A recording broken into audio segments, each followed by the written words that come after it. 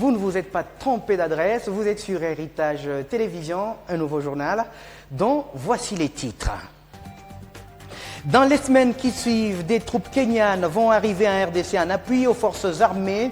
Félix Tshisekedi l'a annoncé hier au cours d'un point de presse tenu conjointement avec le président du Kenya. Il continue à exiger l'arrivée de Félix Tshisekedi. Des élèves de la ville de Béni font un sit-in à la mairie. Ils manifestent contre l'insécurité incessante et exigent la présence du président de la République, Félix-Antoine Tshisekedi Tshilombo. Rebonjour et bienvenue à ce journal. Le président de la République, Félix-Antoine Tshisekedi Tshilombo, a annoncé hier mercredi l'arrivée dès les semaines qui suivent des troupes kenyanes pour appuyer les forces armées de la République démocratique du Congo dans la riposte contre le terrorisme et les forces négatives dans l'est du pays. Il a dit au cours d'un point de presse tenu conjointement à Kinshasa avec le président Uhuru Kenyatta du Kenya. Au cours de leur point de presse conjoint tenu mercredi 21 avril à Kinshasa, les présidents Uhuru Kenyatta du Kenya et Félix Tshisekedi de la RDC ont abordé des questions sécuritaires notamment dans l'est du pays. Le chef de l'État congolais annonce dans les semaines qui suivent le déploiement des troupes kenyanes pour appuyer les forces armées de la RDC dans la riposte contre le terrorisme et les forces négatives dans l'Est. Face aux critiques de tous bords qui relèvent l'inaction du chef de l'État au regard de la dégradation de la situation dans cette partie du pays, Félix Tshisekedi n'est pas allé par quatre chemins. Je profite de l'occasion pour tordre le cou à toutes ces critiques qui consistent à faire croire faussement que nous n'allons pas ou nous ne réagissons pas à la situation de l'Est. Je demande à tous de bien se tenir parce que notre riposte sera impitoyable et jusqu'à l'éradication totale de cette violence à l'Est.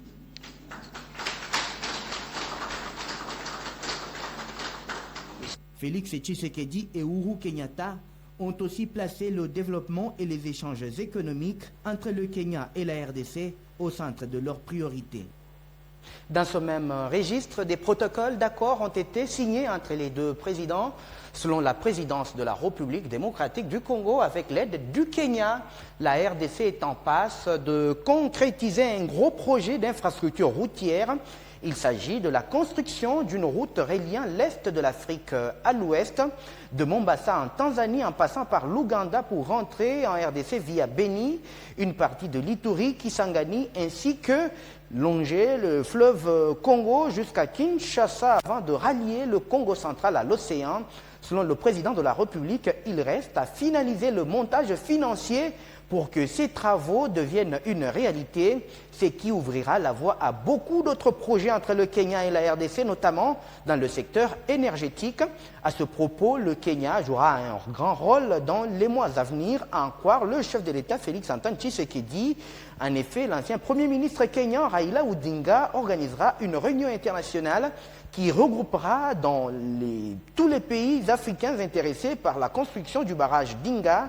Cela pourrait faire d'eux des preneurs de services avec cet avantage de booster le financement et la réalisation de ce projet. Nous, à l'Assemblée nationale de la République démocratique du Congo, Christophe Mbosso Kodiampwanga, président de l'Assemblée nationale, est visé par une pétition initiée par le député national Willy Bolio. Il y est reproché le non-respect du règlement intérieur de l'Assemblée nationale et de la Constitution, d'où sa crainte que l'hémicycle ne puisse pas devenir, à l'avenir, bien sûr, cette Assemblée ne puisse pas travailler au profit du souverain primaire. Le député national Willy Bolio a fait cette annonce le mercredi dernier, au cours d'un point de presse tenu à Kinshasa. Il accuse les présidents de l'Assemblée nationale de violer régulièrement et délibérément les règlements de la Chambre basse du Parlement. Il accuse les présidents de l'Assemblée nationale de violer régulièrement et délibérément les règlements de la Chambre basse du Parlement et de vouloir sacrifier la démocratie. Mbosso gronde même les députés. Il confisque la parole. Il a les germes de la dictature de Mobutu. Il continue à violer les règlements intérieurs. Même les motions d'ordre ne sont pas accordées. Il ne protège pas les députés. Il doit partir. J'attends la 126e signature pour déposer la pétition. L'avenir de l'Assemblée nationale n'est pas heureux. Bosso a dépassé les limites par rapport à plusieurs questions, notamment celle de l'insécurité dans l'Est. Il a exposé les députés de l'Est. Il doit nous dire quels sont les députés qui complotent avec les rebelles. Ce n'est pas possible qu'on siège avec les rebelles. Ma pétition n'est pas alimentaire. Que Bosso change, qu'il laisse la dictature qui les caractérise, a-t-il soutenu. Cette pétition arrive au moment où l'attention de la représentation nationale est tournée vers l'investiture du gouvernement Sama. Parlons santé. Dans cette édition, la province du Nord Kivu a réceptionné hier mercredi son premier lot de 60 000 doses de vaccin AstraZeneca. Le ministre provincial de la Santé, Eugène Sialuta, qui a réceptionné ce vaccin à l'aéroport international de Goma, aux côtés d'autres partenaires de la santé, a précisé que le début de la vaccination est prévu le 1er mai prochain. Il appelle la population à suivre les instructions médicales plutôt que de se fier aux rumeurs distillées dans les réseaux sociaux. Cette province est la deuxième au pays à avoir enregistré un grand nombre de cas de coronavirus après Kinshasa, soit 2339 cas au 20 avril 2021. La campagne de vaccination avec AstraZeneca a été lancée lundi 19 avril dernier à Kinshasa par le ministre sortant de la Santé, Dr Eteni Longondo. Depuis ce jour, déjà 252 personnes ont été vaccinées dans la capitale congolaise. Dans l'est de la RDC, pour la deuxième fois en moins d'une semaine, les élèves manifestent contre l'insécurité inquiétante au Nord Kivu. Un sit-in est observé devant la mairie de Beni. Ils réclament également la reprise de cours suspendus depuis plusieurs jours. Sarah Bidi.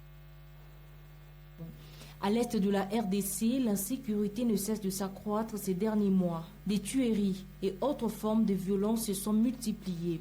Pour pallier à cette instabilité, le président de la République, Félix Tshisekedi, avait formulé une déclaration officielle promettant d'ériger la garnison militaire dans la partie Est et qu'il s'installerait lui-même aux côtés de ces Congolais ayant souffert pendant plus de 2 décennies. Après plusieurs mois passés, cette promesse n'a pas encore tenu.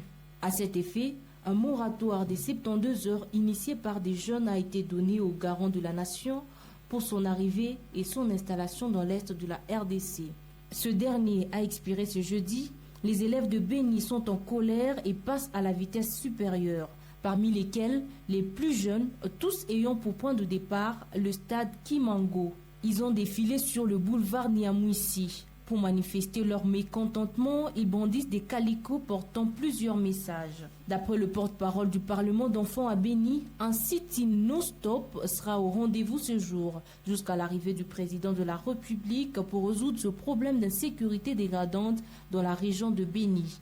Nous allons faire un sit-in à la mairie pour attendre le chef de l'État parce que nous pensons qu'après l'expiration de notre délai que nous lui avons donné, nous devons l'attendre à la mairie parce que c'est la place où il est représenté à ville de Beni. C'est aussi une occasion pour nous d'appeler les parents de Beni et à souffrir de manière directe et indirecte de nous envoyer les enfants en uniforme. La paix et la bonne passation de l'éducation est notre besoin tous, mais la bouche ne suffit pas. L'action montre notre engagement et notre souci candassé. Nous allons continuer avec l'action, donc les activités vont cesser lorsqu'il va venir. Nous allons cesser de faire le sit-in à la mairie lorsque le président sera à Beni. Cette manifestation est une deuxième pour cette semaine, toujours à la mairie, mais cette fois-là pour demander aux autorités congolaises de veiller à la qualité de leur éducation.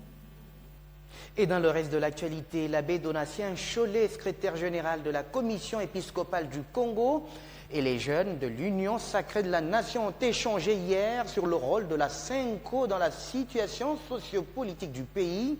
L'exposé de Donatien Cholet a été axé sur le rôle prophétique de la SENCO. Cette rencontre s'est tenue dans la salle Saint-Sylvestre du centre interdiocésain de la Gombe à Kinshasa. Suivez tour à tour un extrait de l'exposé du prélat catholique et les jeunes qui se sont exprimés. Tenez bon, ne perdez pas d'espoir, car l'espérance ne déçoit pas. Demeurez vigilants dans l'exercice du contrôle citoyen des institutions. Cultivez la solidarité, la tolérance, le dialogue intercommunautaire pour la réconciliation et la paix en cas de conflit. La nation ne peut pas se construire dans les conflits continuels.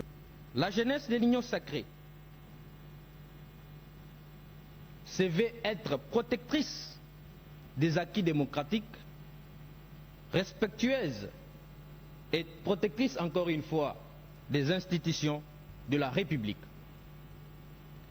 Reconnaissant les rôles majeurs joués par les confessions religieuses et particulièrement la SENCO pour la toute première alternance démocratique en RDC.